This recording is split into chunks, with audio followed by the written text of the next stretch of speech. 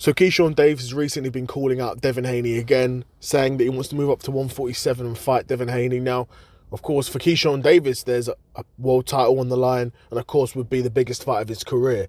But for Devin Haney, again, it would probably be one of the bigger fights of his career. It wouldn't be bigger than the Ryan Garcia fight, and definitely wouldn't be bigger than the Ryan Garcia rematch. But it's bigger than a Brian Norman fight, bigger than probably even a Regis Prograis fight that he won at 140.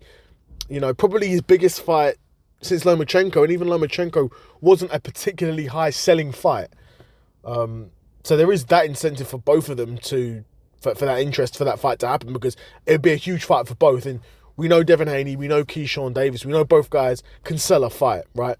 Keyshawn Davis is very animated, he's very aggressive and boisterous, and you see him on social media, and he's the type of guy that I can see, and I just imagine, okay, once this guy gets to a big fight, he's going to be a superstar, as long as he can win that fight. Can he beat Devin Haney? I don't know.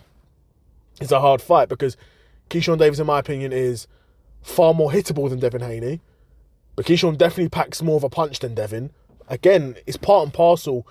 Keyshawn Davis sits down on his shots more. And I've said this a million times in videos, but when you sit down on your shots, you become a stationary target. So it's damn near impossible in the sport of boxing to be a heavy-handed fighter that doesn't get... it's hard to be a fighter that gets lots of knockouts without getting hit. Because to get a knockout, you have to almost put yourself in a position to get knocked out, right? And it's tricking to those that have never boxed before, or maybe have only watched it and don't really get the sport. That's a weird thing to understand, but that is the truth. To get a knockout, often you have to put yourself in a position to be knocked out. And if Keyshawn Davis does that against Devin Haney, I've got to think Devin Haney is good enough to take advantage of those openings. And he is good enough, in my opinion.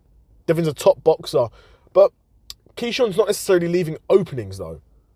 Right, Keyshawn, defensively, from that point of view, is somewhat responsible where, yeah, hands up, chin down. Occasionally, though, he can get caught, even against the likes of Jermaine Ortiz. And Jermaine Ortiz is no scrub, but certainly not on the level of Devin Haney. Jermaine Ortiz caught Keyshawn a few times. Granted, even if Devin Haney landed a few shots on Keyshawn, probably wouldn't hurt him, probably wouldn't stop him, because Devin's not a big puncher himself. But